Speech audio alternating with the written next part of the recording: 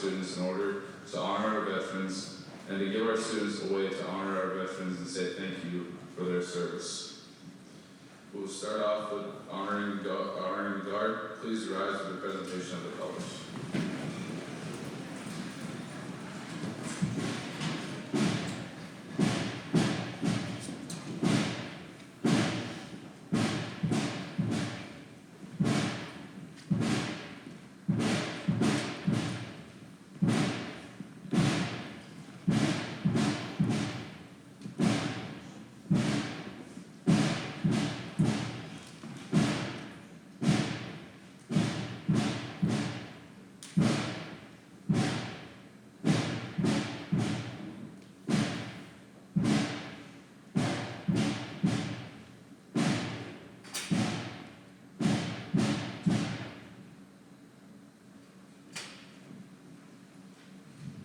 Now the Russell High School Band will play the national anthem.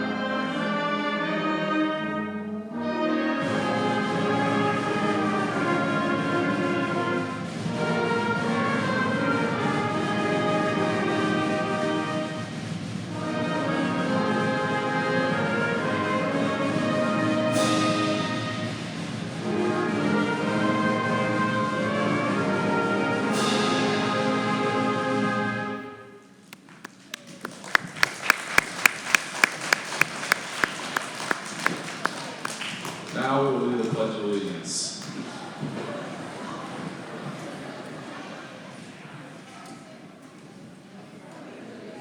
To the flag of the United States of America and to the republic for which it stands, one nation, under God, indivisible, with liberty and justice for all.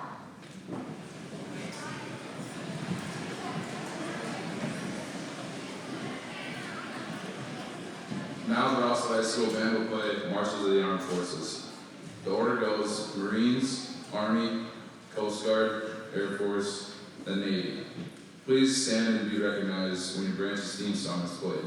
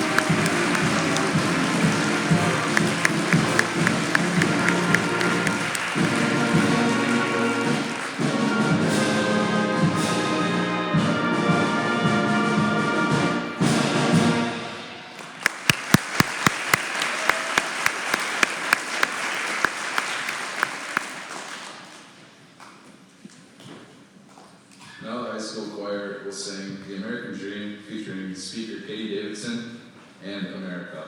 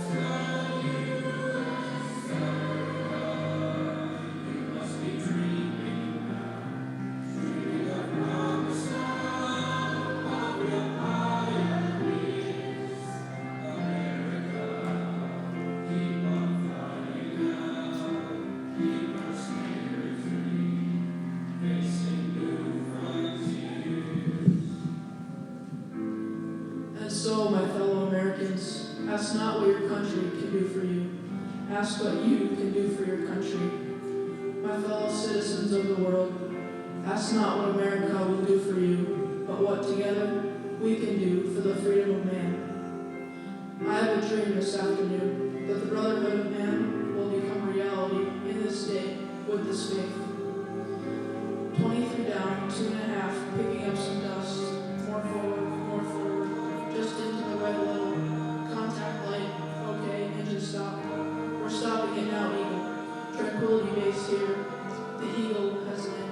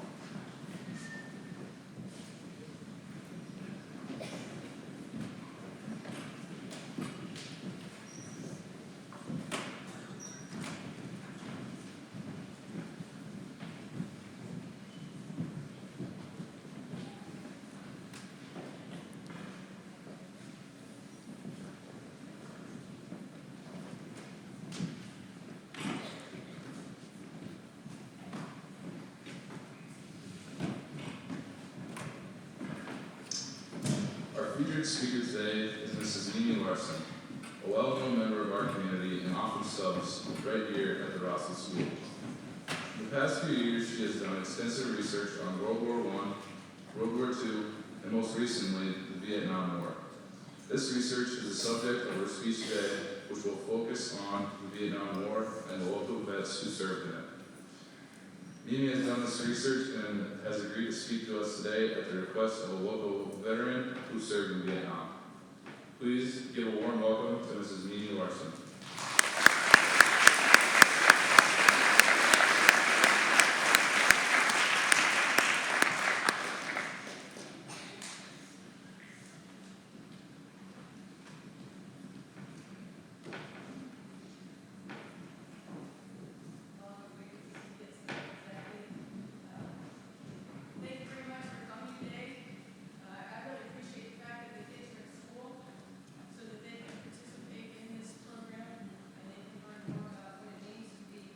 A veteran, to be a member of the military, and to honor our veterans.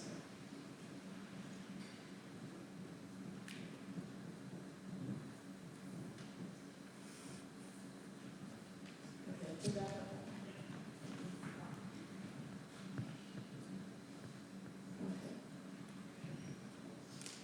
Okay, as was announced, I'm going to be talking to you today about the Vietnam War. I just want to say I'm not an expert about it. I did this because someone asked me to do it.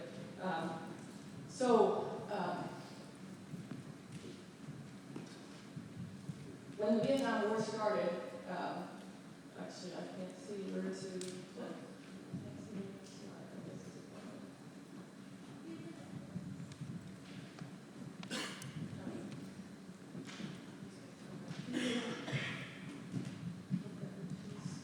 This is a problem.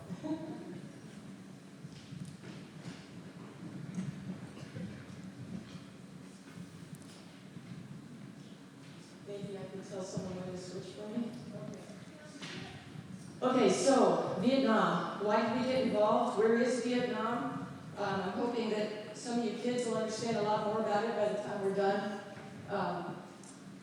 In this little map right here, you can see we've got the United States, and over here in Southeast Asia is Vietnam. And you can look at this map here. It's on the southeast corner of Southeast Asia. On this other map, you can see that China is, well, it's up there. You can't see it. We need to be a little farther back, I think. China's up north of Vietnam, and west of Vietnam is Laos and Cambodia. And this was, you can click to the next slide. I'll just say next, I think. Okay, this is going to have to back up. This doesn't get the whole story. Can you back the whole cart, move it forward, I guess, is the thing? Just move the whole cart forward. Okay, so this was during the Cold War, and all these presidents on this slide were involved at some point in the Vietnam War. If I give you a little bit of history about Vietnam, about 200 years ago, France invaded Vietnam. They invaded all of Southeast Asia and colonized it. It's not like when the British colonized the colonies here, bringing people in and setting up places where there weren't many other people. In Vietnam, there was already a full population there. So the French came in and basically invaded Vietnam, took over, stripped them of their resources, and turned the people into something like sharecroppers. They didn't do much to help them improve their lives, and except for a few who were sort of like collaborators, others would have called them traitors for dealing with the French. So, fast forward, there was some time in, okay, I can get here. All right, so, World War II came along, and Japan invaded that peninsula and took over. When the war ended, the Chinese, who were allies with the Americans, came in from the north. The British came in from the south to accept the surrender from the Japanese. And the British handed their section over to the French again, which was the Vietnamese people's worst nightmare. And what happened was, there was a group in the northern part of China, led by Ho Chi Minh. And one of the things with that, it was called the French Indochina War. It sprang up right after that because of the rebellion against France taking over again. And since France was such a power, and these were people with not a lot of means, a guerrilla warfare started. Guerrilla, for you little ones, doesn't mean like of the 8th class. It just means, comes from the word guerre in French, which means war. So they were doing what they could, you could say, creating little battles all over the place. In one of the things they said in that war, someone described it as like a lion fighting against termites. And if you were in Vietnam and you knew about the termites, you knew that was a pretty appropriate analogy because termites swarmed everywhere. So the Vietnamese, under a lot of leadership of Ho Chi Minh, who had become communists, were able to rout the French. And the problem with that was that started bringing communism into the southeast part of Asia. Well, there was a treaty that was passed to end that war. France was really glad to get out of there by then. And part of the treaty was that the country would be divided at the 17th parallel. So northern Vietnam was mostly communist. Southern Vietnam was mostly anti-communist. The government in South Vietnam was, I would say, you could say corrupt. They learned from the French how to take advantage of the locals. So they also weren't providing a lot to help them. So when that war ended, our first president up there, Dwight Eisenhower, he had been the supreme commander of all the forces in Europe. He knew a little bit about war. He knew a little bit about foreign policy. And communism was beginning to work its way into territories they worried about. The Soviet Union had been established at this point. China was communist. So Dwight Eisenhower spoke to the country and talked about the falling domino theory. What he said was that Vietnam was like the first domino. You all know about dominoes, right? You tip one over and they all go over. And that's what he was afraid would happen. If Vietnam tipped over, then it wouldn't be long before Cambodia, Laos, Thailand, Burma, all those countries would also go communist. There was also the containment policy where, yes, communism had spread, but the idea was to keep it where it was, not to let it spread further. Well, John F. Kennedy believed that policy when he became president, and we heard that quote from him that ask not what your country can do for you, but what you can do for your country. And he talked about what America can do for the world. Well, Kennedy was confident that the United States could help contain this problem. And while he was in Paris discussing this, actually, the president of France, Charles de Gaulle, who had been the general and leader of France during World War II, told him, whatever you do, don't get caught up in that quagmire in Vietnam. It'll be hard to get out of it. But Kennedy was sure that America could help. And he started sending in lots of advisors and trying to help the government in South Vietnam become less corrupt, to help the people more. And in fact, the president at that time was so corrupt in South Vietnam that the CIA was involved in having him assassinated. 6 months later, John Kennedy was assassinated and Lyndon Johnson became president. And Johnson also believed the falling domino theory. All of America believed this theory. So when the whole conflict began, you have to understand that America was behind this activity. Early on, there was the Gulf of Tonkin incident where North Vietnamese torpedo boats attacked the Navy, the ships there, and that set off, you could say that set off the war. Lyndon Johnson got permission from Congress to take care of the situation. They actually passed a resolution 48-2, giving him unfettered power to do what he needed to do to take care of this problem. I have others two up there so that you can, because they'll be involved later. So the next slide, please. Okay, these are some area vets who were involved in Vietnam. The pictures that are up here are people that I spoke to personally at some point in time, interviewed, or spoke to their family members. And several of these people supplied pictures for this presentation. And I'm going to be talking about three of the most dangerous duties that were given during the war. There's way too much to cover, and I'm trying to keep it down to half an hour, but we'll see. So I'll be talking about the infantry, artillery, and the armored cavalry, which is tanks.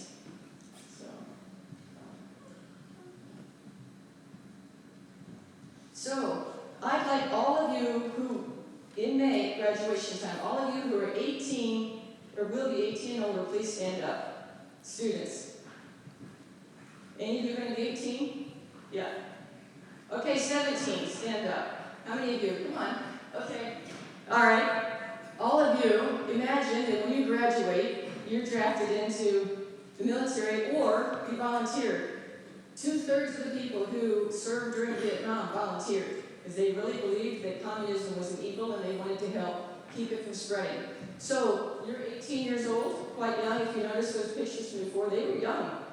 And you get shipped off to basic camp, you get your head shaved, you get work so you think you'll drop over it. Then you go to a little bit more advanced training, and they fit you out with the equipment you need. Now you're selected for the infantry. Most of the people at this time knew they were going to Vietnam in the infantry.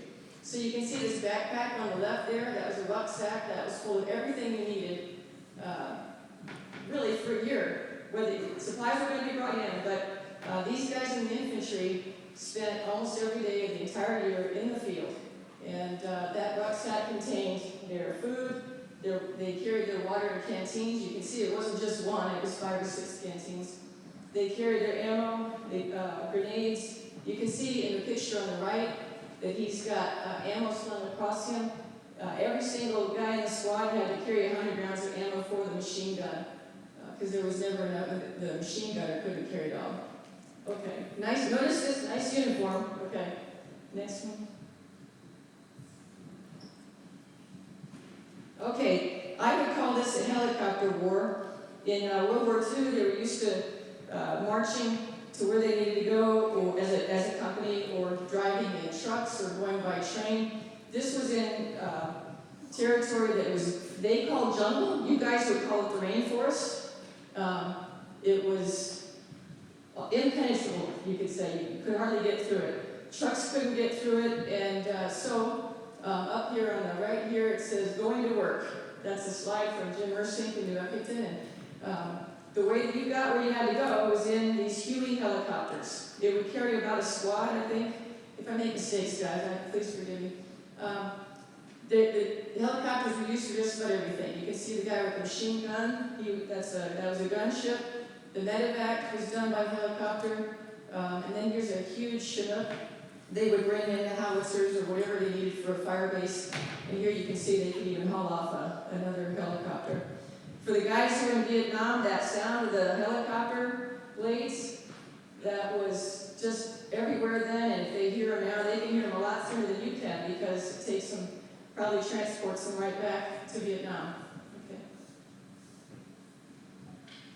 So if you were in the infantry, after you had your basic and your advanced training, and you got maybe 2 days in country for then to get set up with your squad, and then off you went.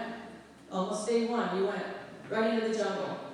And the jungle there, they say it's a triple canopy jungle. A canopy is like a roof over your heads. Well, there were so many leaves, so much vegetation over their heads, you couldn't see the sky. Sunlight trickled through, but you didn't know oftentimes what was ahead of you 10 feet or so. So while they're out there, they are on what they call search and destroy missions. Not search and take prisoners, search and destroy. This was the case with the North Vietnamese. They didn't take prisoners if they could help it, and we didn't either. Of course, they did take some, which we'll get into. But anyway, so when you're in a squad, the point man was the one with the machete, which for you, machete is a big, long, sharp knife. And they would go through and they'd hack away the vegetation, making their own trail. They did not want to go on roads, because on a road, the North Vietnamese or the Viet Cong would have booby-trapped them or mined them and blow them up. So as they're hacking away in this jungle, they don't know exactly where the enemy is. They could be just a couple hacks away. And it did happen sometimes that they're hacking away right into the North Vietnamese army. Could be 500 people on the other side of that. You wouldn't know it till you got there. So you can imagine that it was very scary. It was just scary. And every day, you didn't know if that was going to be your last day. They were constantly on alert, and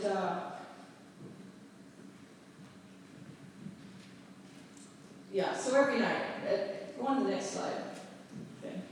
So if you can also imagine, you know what it's like here in the summer. It's hot, it might be 90 degrees, maybe 90% humidity. It's pretty miserable, isn't it? Well, in Vietnam, it could be 110 degrees, very humid, and pictures don't really convey the smell, or the sights, or the sounds, or the bugs. And in Vietnam, there was this constant problem of bugs. And you can see tigers, snakes. I read about some Viet Cong. Now you can see everything on the internet. Some Viet Cong said it was horrible for us too. Yeah, we put out those pits for tigers, but we really were afraid of the tigers. And sometimes one of their men would disappear and they figured it was a tiger. There were snakes, 30 different kinds of poisonous snakes in Vietnam. Up here you can see the Burmese python. It could get to be 100 feet long. There were leeches that would grab onto you, termites. One of our vets said if you made the mistake of letting your arm go onto the ground when you slept, when you woke up, it was termites completely underneath your arm. Still won't sleep with his arm off the edge of the bed. There were red ants, which are really stinging ants. I'll tell you a bit more of that later too. Bees, you can see the guy on the left there, the before and after pictures. They ran into a beehive and he got stung like crazy. And it's not like you could just walk over to get first aid. You were out in the jungle and you weren't getting any help. So whatever you needed to take care of yourself, you better have with you in that rucksack. Okay, next one. So now, how about your everyday life? What was it like being out in the jungle? Every morning you get up, eat your sea rations, shave maybe, and get on about your work. But they didn't ship in clothes all the time. So you look at this. This is what they might have looked like after a week or so, full uniform, after a couple of months. Tatters. You can see there's shorts in there. And there's Ken Lubke there on the left, the middle one. And here's Jim Ersink here. Look at his knees.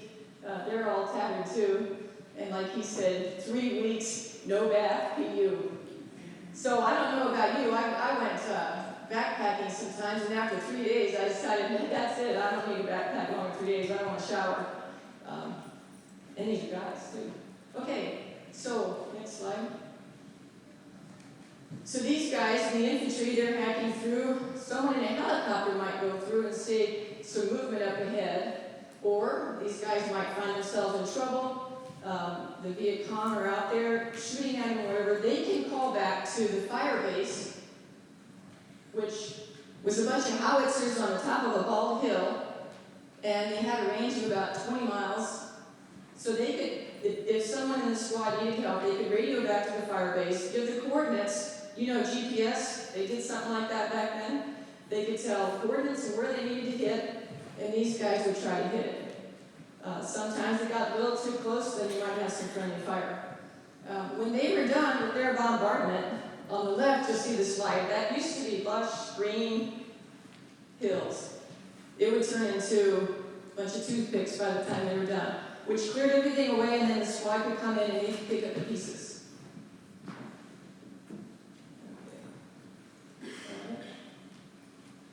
So another form of duty, I talked to Ken Giese. He's from north of New Effington, I think. I can't quite remember. He was in the armored cavalry, and that meant tanks.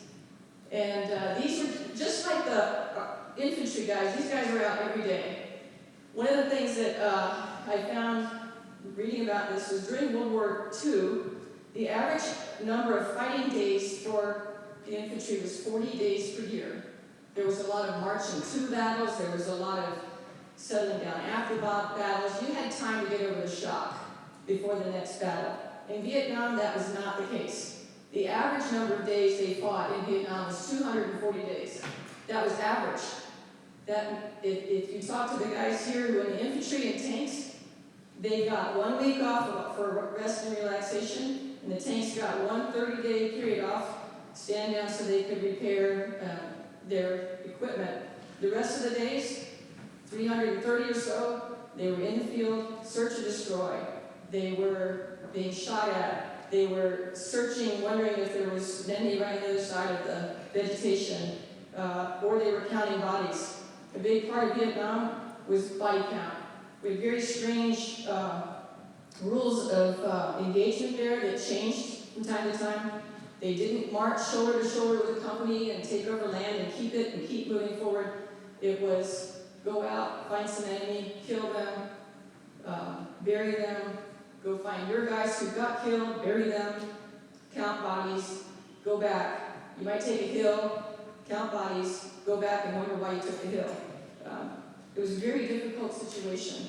And part of that was because of the Cold War, it was very touchy. They were afraid they'd set off a World War III. So, and also behind the scenes, they were in Paris talking to North Vietnamese, trying to negotiate some sort of a settlement, peace treaty. And as long as the North Vietnamese thought they were ahead, they weren't interested in any kind of treaty. Okay, next one. Oh wait, stop. Okay, one thing I wanted to point out. Ken Vesey calls this is the M48 patent tank. He called it a 48-ton pig because when he got in the mud, it wallowed. And he said one time it took them, I got it right, 7 days to move 13 tanks just about 3 miles on a rubber plantation. So sometimes that was a big problem. But they spent a lot of time in the jungle. They were doing the same thing as the infantry, search and destroy. And they too could come on the enemy unexpectedly. He was saying that it was hot enough in the jungle at 110, but inside the turret of these tanks was 130 degrees. And he said he had 3 things for sure in there: sea rations, DDT, and flashlight, 4 things, and a bayonet. And the reason for that was, if he was in there and the turret was down, and you'll see on that far left slide, they're going through the jungle, they hacked through there just like the infantry did, but all the vegetation wrapped around the turret and could completely lock him in. If there wasn't somebody out there to get him out, he was stuck. And, but there were times when they'd go along with the turret open, and he said if we hit a tree with red ants in, and all those red ants came into the turret, all he could do was take a can of DDT powder, ram it with a bayonet, and shower himself with DDT to keep those ants from eating him up because it hurt so bad. And if the snake fell into the turret, he had to throw it to the ground and stomp on it, or the turret. So it wasn't easy. And they every day, the infantry and these guys woke up every day, and the thing they had to do that day was search and destroy. It was very difficult. Okay, the next one. Another very difficult duty was cleaning out the tunnels in Vietnam. During the French Indochina War, since the French had all the power and the Vietnamese didn't, what they did was go underground. And they built tunnels everywhere. Some of them were very primitive, and some of them were very sophisticated. Right around Saigon, they built up 150 miles worth of tunnels. Now you kids, do you know how far 150 miles is? That'll take you to Grand Forks. That'll take you almost to Sioux Falls. That's a long ways. It was so sophisticated. They had kitchens, dining rooms, conference rooms, munitions factories, sleeping quarters, and just about anything they needed they had in there. So what the deal with the tunnels was, they could pop out, cause some damage, shoot some guys, and pop back down. If you look at that top middle one, you see that little thing he's holding above his head. That's the cover of one of the tunnels. And the tunnels were built to fit Vietnamese. They are little. They're not built for Europeans or Americans who can hardly get through there. But I spoke with Arnie Bergstrom. He grew up in New Effington. When he was 12, they moved to Rapid City, but he was a tunnel rat. For 2 years, he spent every single day crawling through tunnels. It's hot in the jungle. It's really hot in the tank. It's really hot in a tunnel, and it's very claustrophobic, and very few people could bring themselves to crawl down there. Not only is it claustrophobic, but you didn't know if there was enemy in there waiting to shoot you. You didn't know if you were going to be hand-to-hand combat. And one of the reasons they would go down in those tunnels was to find out not only were there enemy in there, there, but also how much explosives they needed to put in there to blow them up. Because they didn't want the Viet Cong to use them again, so they wanted to disable them. So they would take in Claymore mines, I think, the C4. They had detonation cord, and they could time the cord so many inches with so many seconds, so they knew how long they'd have to get out of the area before it would blow. And I talked to 3 different guys who were tunnel rats. Jim Ersink had to do that. Ken Giese did it, and then Arnie Bergstrom. And all of them admit they kind of like blowing things up. Okay, next one. So, you're out there, you're done your duty for the day, where do you sleep?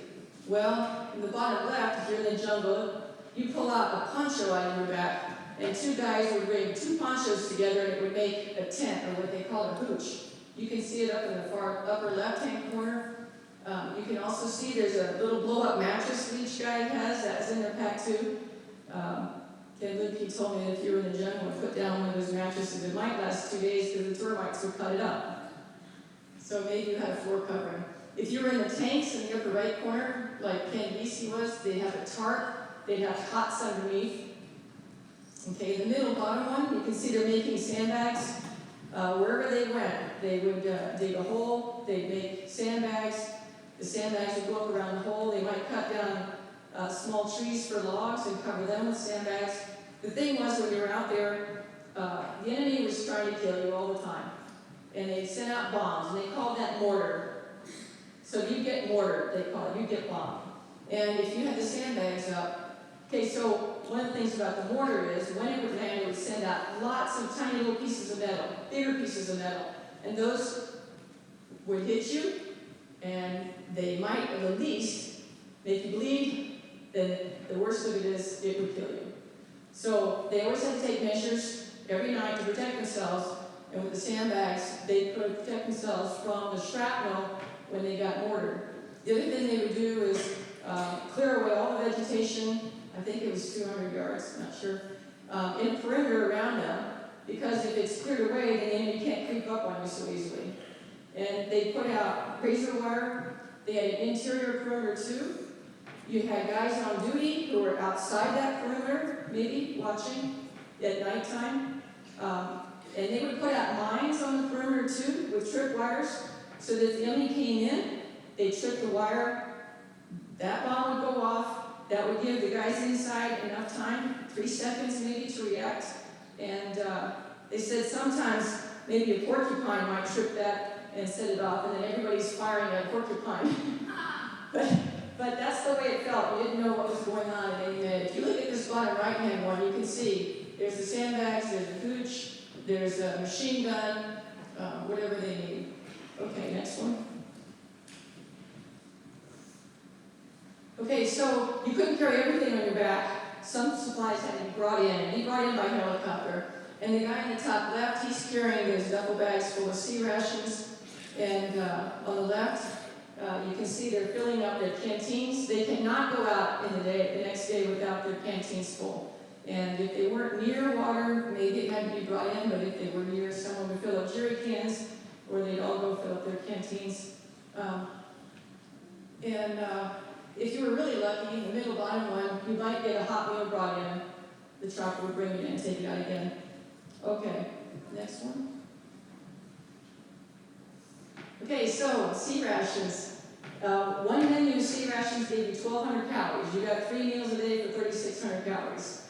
In your sea rations, you got canned meat, canned fruit, canned desserts. There was even canned fruitcake. How about that? Some of the meals and menus tasted good, some didn't. One of the worst was apparently ham and lima beans. And another one was eggs and ham. Big, terrible gas bloating, I guess. Anyway, you get someone like in the middle who's 6'4", and 3,600 calories is just not enough for him. So he would carry, see that bag there? He'd carry a whole extra bag of sea rations that nobody else wanted, and I bet he ate a lot of ham and lima beans. So, and if you were really lucky on the right-hand side, you got some beer flown in. You had to pay for it, but the guys would bring in a case of beer for you. That didn't happen very often, but, okay, next one. So, imagine, you guys, you've been shipped off to a terrible, hot, horrible place where people want to kill you every minute of the day, and you have to leave your cell phones behind. All right? No cell phones, no Instagram, no social media. These guys, all they had was letters, the old-fashioned way. And you can see on the left, one of the best times of the day or the week or month or whatever is when they bring in the mail from home, and you get letters from your loved ones. And you can see every one of the guys there is reading. It was important. The only way to get news back home is to write a letter home. So you got Ken Luke in the middle there, he's writing a letter. You got Jim Ersink on the right, he's reading a letter. I want you to see, do you guys know these other guys?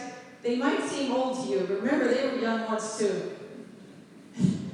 One day, you're going to be like they are now, and they were like you are now. Okay, so, next one.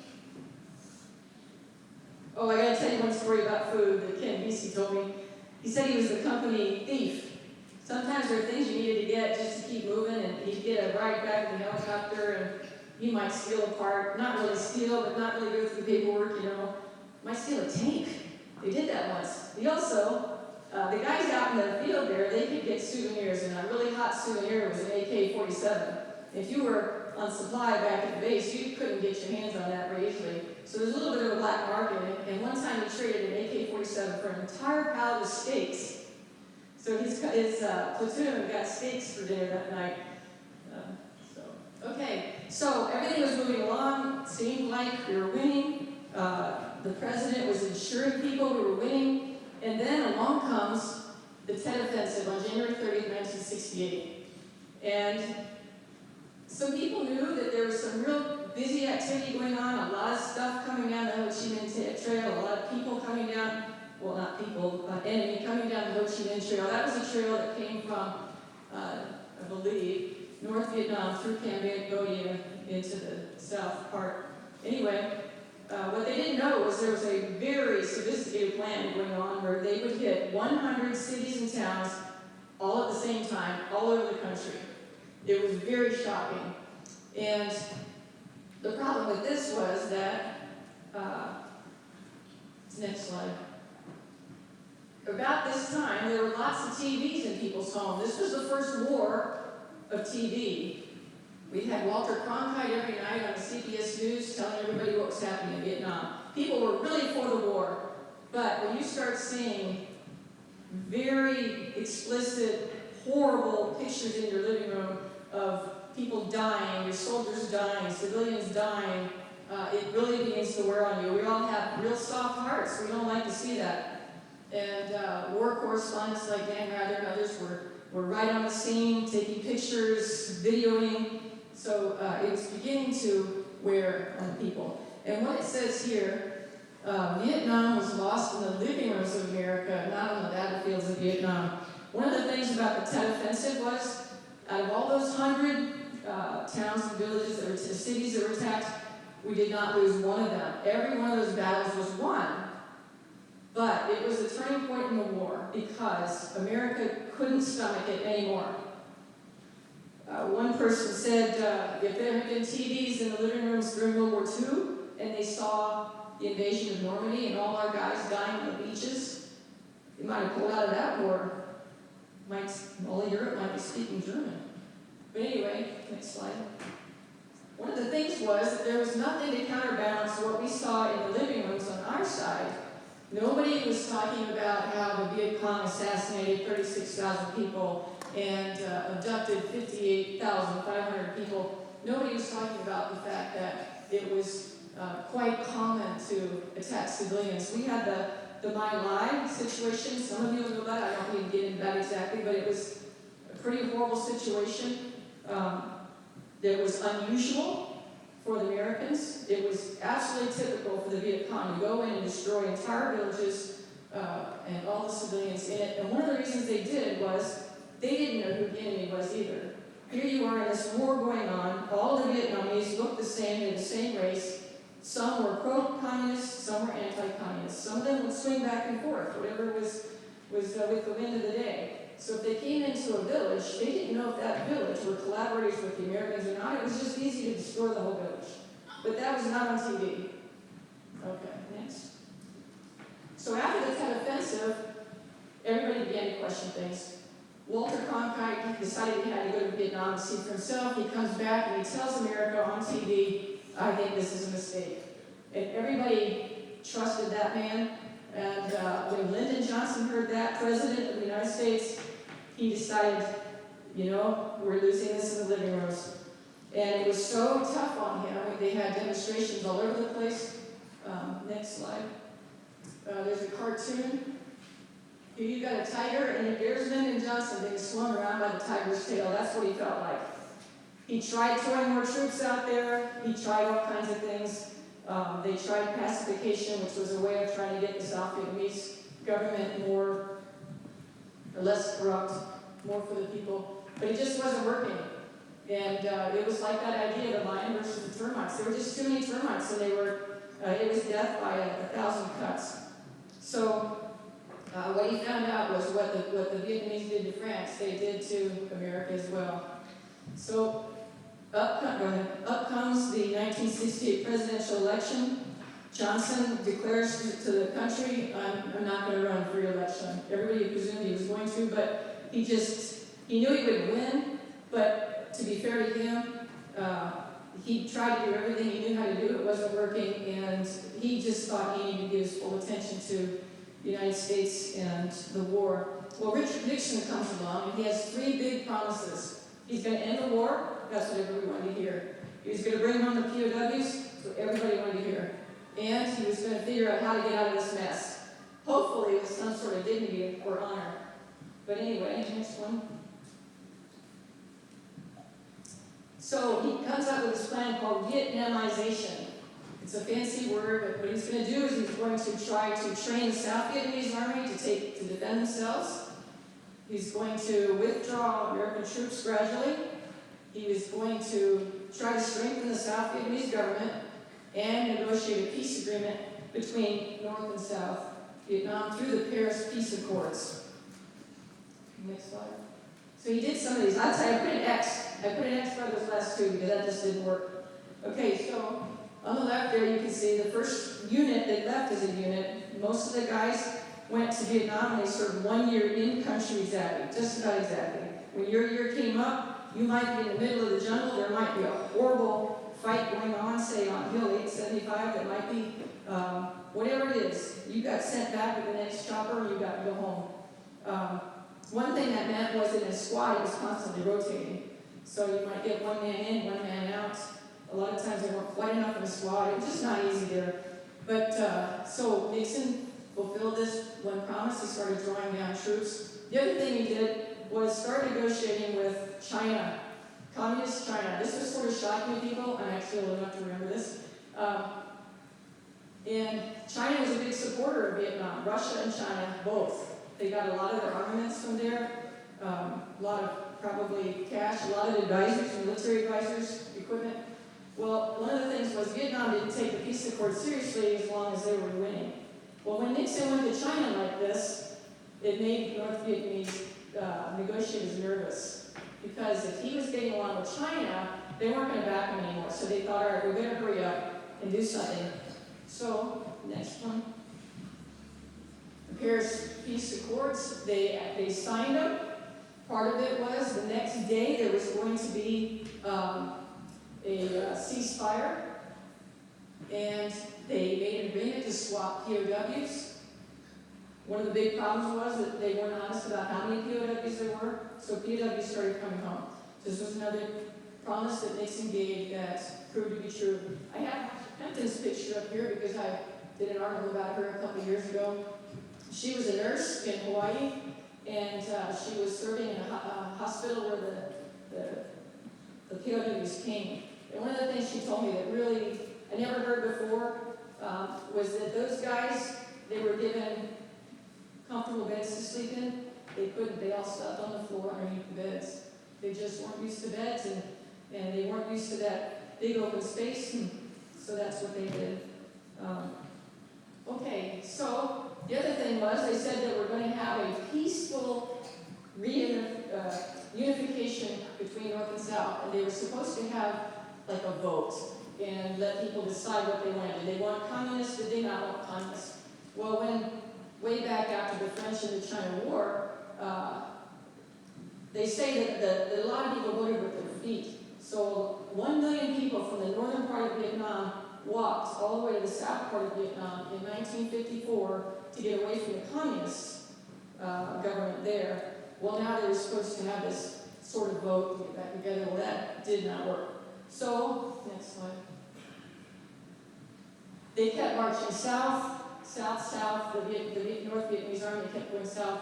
Finally, they get to the edge of Saigon. The military said to the ambassador of Vietnam, who was in Saigon, please evacuate everybody. There were 100,000 people they wanted to evacuate. Not just American civilians, but a lot of South Vietnamese who had helped. And they had plans to fly them out on big jumbo jets. Well, this ambassador kept saying, no, we're going to hold out. It won't be a problem. Well, guess what? When the North Vietnamese got close enough to bomb the airport and the runways, and they couldn't take planes out anymore, then they played White Christmas on the radio in April. And that was the signal to get to evacuation. Here's the problem. Where do you go? How do you get out? So the embassy in Saigon was stormed on the left there. You can see, once again, it's the helicopter war. You got a helicopter up here. There's the people clambering up there. In the end, all they could do was they got out all the American civilians, about 1,000 of them. They only got about 7,000 Vietnamese out. And how did they do it? Helicopter after helicopter, all day long. The pilots were going and getting them, bringing them out. And they were going out to aircraft carriers, and there wasn't enough room. There were so many helicopters. You see that picture? Can you tell what they're doing? They are pushing that helicopter into the ocean. They pushed $10 million worth of helicopters into the ocean to make room for more helicopters to bring more people in. There were South Vietnamese pilots who were coming in with their helicopters and bringing people. There was a plane that came in and ditched next to one of the ships and hoped to get picked up. There was one helicopter that there was no room, so they just hovered and they asked kind of motion to catch them, and people dropped out of the helicopter. So it wasn't a very dignified evacuation. This was basically the end of the war. Next slide. And 2 days later, here's the North Vietnamese army in victory coming through Saigon. And yes, now Saigon is united. It's communist. One of the things that say about this, they were worried about that falling domino theory. And as it turns out, it didn't happen.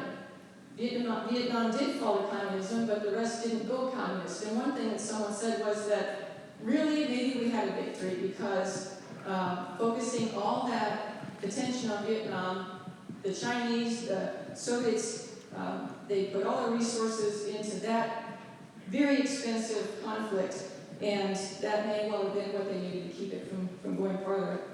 Okay, the next slide. I want to talk about, we have a local fellow who was killed in action. This is Curtis Voss. He joined the Marines right out of high school in 1949. He was a warrant officer. That means he was the highest rank. Well, he was non-commissioned officer. And he got to go to warrant officer candidate school in 1966. And he was one of only 10% that got accepted into that. He was quite a guy. But anyway, right after that, he comes out as a second lieutenant. He goes to Vietnam, and 8 months later, he died in Vietnam of sniper fire. And that was 4 kilometers southwest of Phang Diem. Those of you who know what that is. His body was returned back to Russell. He was buried in Hillside Cemetery with full military honors. Next slide. Then there were those who didn't come home, the POWs. This was as of the count as of December 21st, 2018. There's a lot of people who are still working hard to find all of the remains of our service members who were there for a long time. They thought there might be still some alive there. It's been a very emotional, difficult thing for the families whose sons, husbands, brothers, etc. didn't come home. Next one. So in South Dakota, we had 28,000 men and women who served. 210 lost their lives. 3 of them were awarded the Congressional Medal of Honor. Now, one of the worst things that happened in the war, and hopefully we learned this lesson, I think we have, when there's so much controversy, and people were saying all that horrible stuff on their TV screens, some people got so angry that they began to blame the soldiers, the service members. And when they would come into a commercial airport after their year in country, exhausted, worn out, shell-shocked, you'd say, they were so happy to get home. But if they flew into a commercial airport, they were met with crowds spitting on them, calling them names, terrible names. And that just added another black cloud to the black clouds they were already carrying with them out of the country. Too many bad memories, and now they have a sense of shame because they were these horrible things that people were calling them. So a lot of them took their uniforms off, went home, didn't say another thing. Well, next one. We've learned a bit since then. Now this is the kind of homecoming that our soldiers get from Afghanistan, Iraq. There's people waiting from the airport and they're cheering, waving flags, handing out gifts to them, shaking their hands, showing them that they honor them. These guys said they went because their country called them. Someone did a survey and they said that 90% of them are proud that they served their country in Vietnam. 3/4 of them would go again. And one of them said, if my country asked me to go, I'd go. They were doing what they were asked to do. They were trying to fight communism. They were trying to do what was right. So a lot of these guys never felt welcomed home until, next slide, 2006. The governor's office planned a big celebration to dedicate the Vietnam War Memorial in Pier. Fabulous, fabulous celebration. They had 32,000 people come. Look at that crowd. That's bigger than Woodstock. And what Mike Brown said was, thank you, welcome home. Next slide. It was a big couple of days. There were veterans everywhere. They felt like they were kind of at home. Everybody was there. They didn't even want to leave when the 2 days were up because it meant so much to them. They dedicated the ceremony. They said it was really eerie when those helicopters came in from out of sight with that whoop, whoop, whoop, whoop with the blades. And you can see Larry Getty on the left. He was really happy to be there. He served as a helicopter maintenance guy in Vietnam. Up on the left there is the memorial there. It's got the 210 names. Next slide. They had bands. They had helicopter rides. You could ride in a Huey if you wanted to. It was a really long line. Some guys did not want to, but a whole bunch did. And that's a picture from Larry Getty. He and his son Jason are sitting in the door there. You can hardly tell. The other thing was this Adrian Ponauer was there, and he was very, very well known in Vietnam. He ran the radio show that everybody heard when they were on base or whatever. I looked him up, and he had this way of saying good morning. It was good morning, Vietnam, and the good would sometimes go longer. But anyway, very fabulous, you could say, was they wanted to say hi to this guy, and he managed to get there and say hi. So they had the Beach Boys, they had Steve Miller Band, Big and Rich. They played all the songs that were played back then in Vietnam. And like I said, a lot of them just didn't even want to go home. And so, next slide.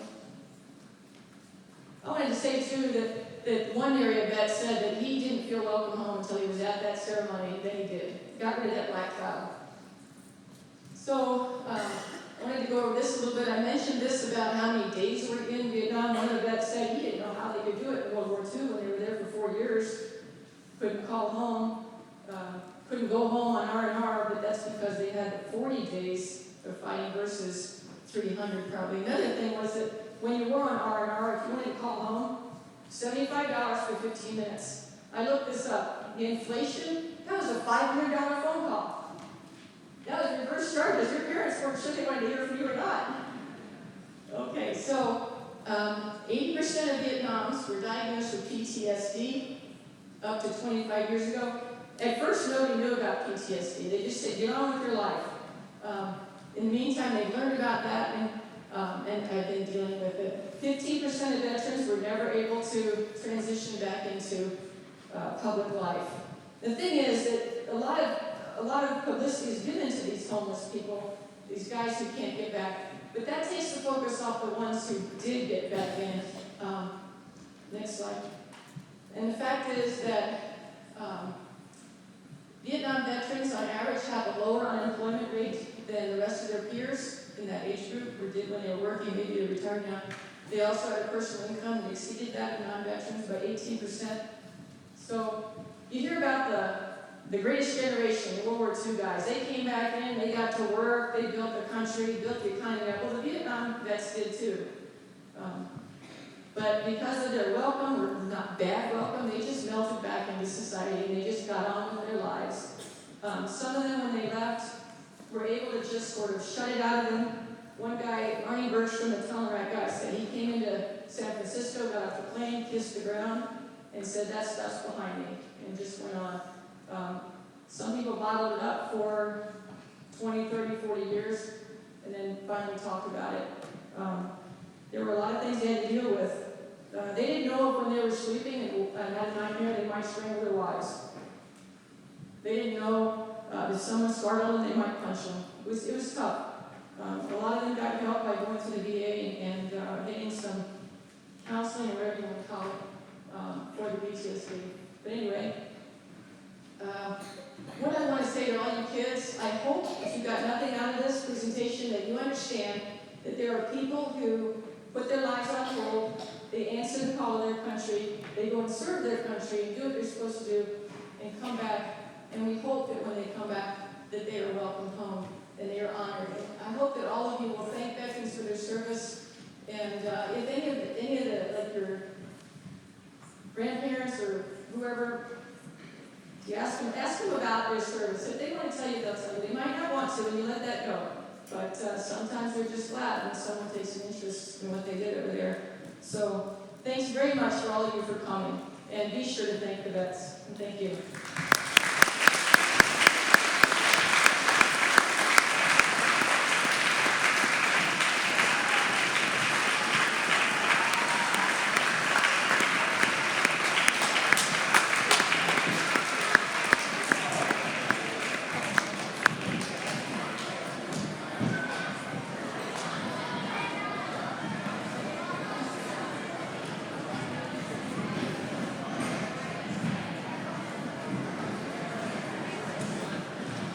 Wait, yeah.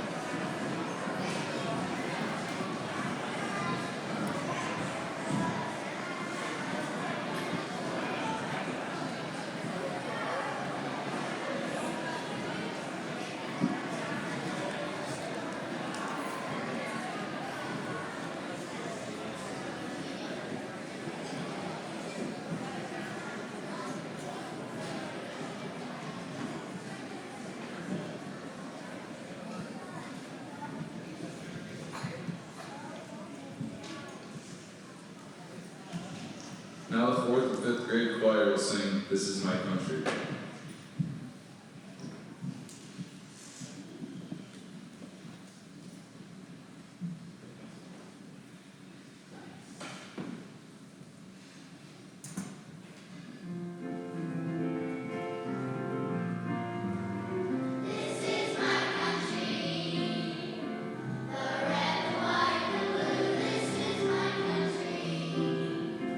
It's home to me and you, this is my country.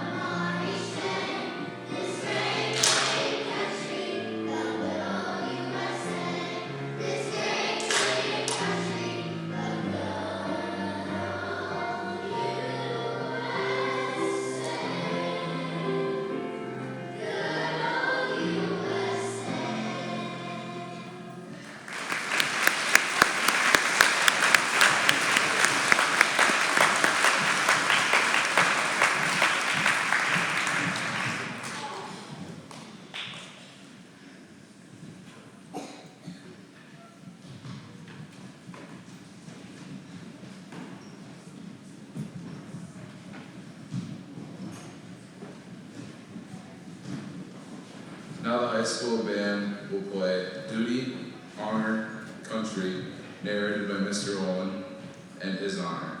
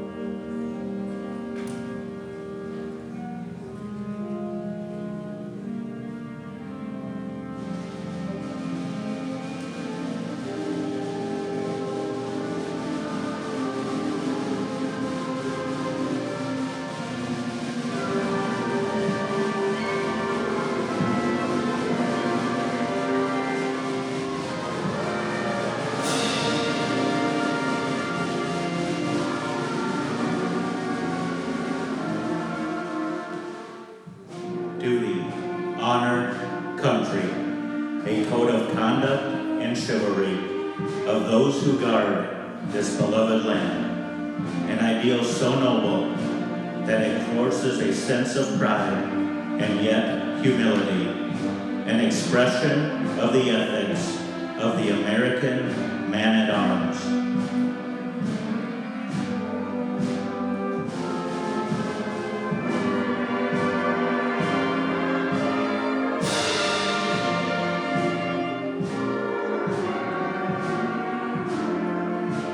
Duty, honor, country.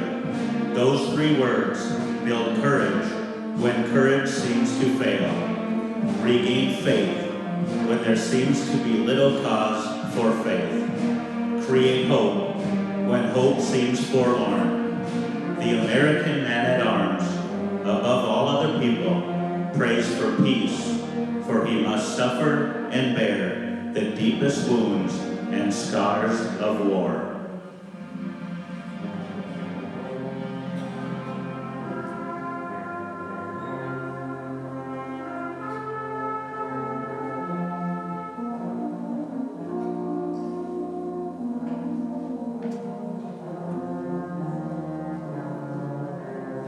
Duty, honor, country. The unbelievers will say that there are but words, a slogan, or a flamboyant phrase. Every demagogue, every cynic, and every hypocrite will try to downgrade them to the extent of mockery and ridicule. The code which these words perpetuate embraces the highest moral law and will stand the test of any ethics or philosophies ever published for the uplift of mankind.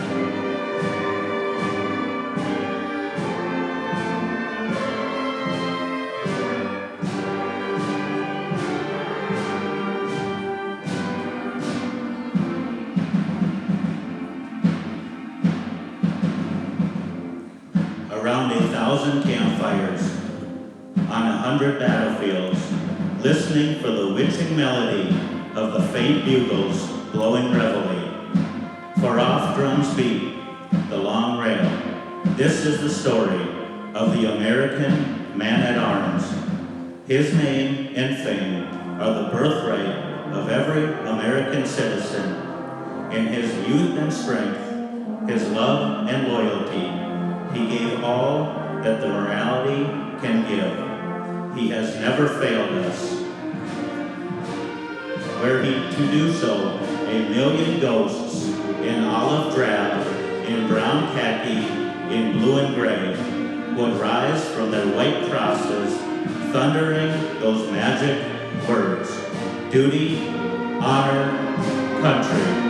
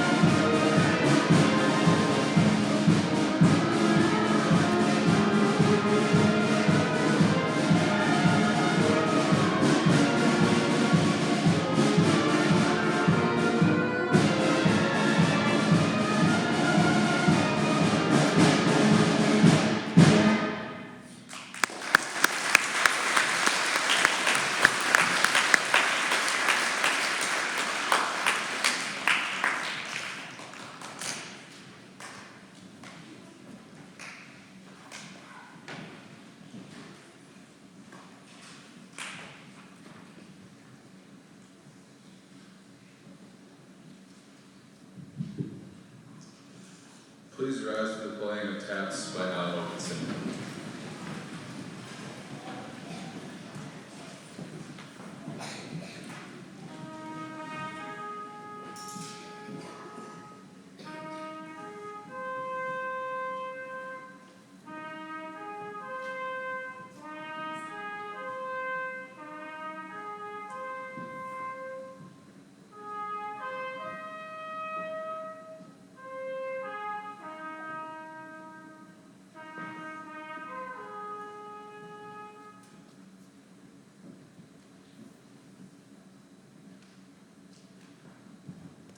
Now we will retire the colors.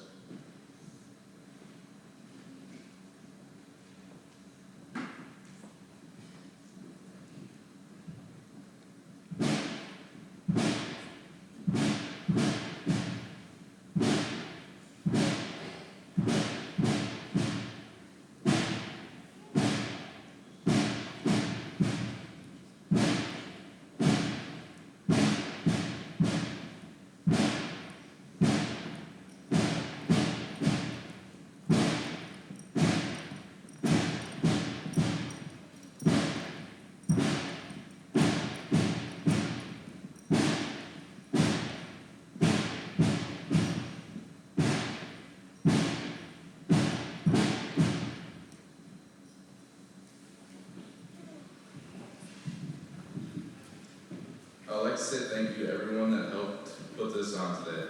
Thank you to Vanessa Klein for putting the program together. Thank you to the student council and the freshman shop class for setting up the gym. Thank you to Mimi for putting on this presentation for us. Thank you to the veterans who shared their stories with Mimi. Thank you to Mrs. Kennitz and all of her students for the music. And thank you to the elementary for the artwork. Thank you to the Ladies Auxiliary for providing and serving the refreshments. And most importantly, thank you to the veterans for your service.